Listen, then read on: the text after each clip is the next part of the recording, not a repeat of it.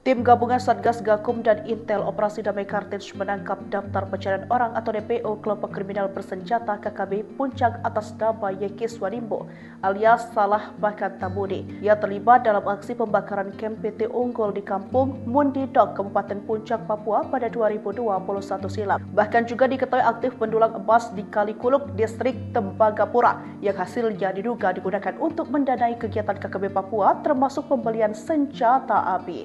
Usai ditangkap, Salah Bahkan Tambuni langsung dibawa ke posko Gakum Unit Timika untuk menjalani serangkaian pemeriksaan secara intensif yang dilakukan oleh petugas. Korps Damai Kartens Brigjen Pol Dr. Faisal Ramdhani SOS SIKMH didampingi Wakorps Damai Kartens Kombes Pol Adarma Sinaga SIK mengatakan penangkapan merupakan bagian dari komitmen Polri dalam menegakkan hukum terhadap pelaku kejahatan bersenjata di Papua. Saat ini Satgas Operasi Damai Kartens masih mendalami keterlibatan tersangka dalam jaringan distribusi senjata dan pendanaan KKB lainnya. Pemeriksaan lanjutan akan menjadi dasar pengembangan terhadap jaringan kelompok bersenjata di KKB Papua.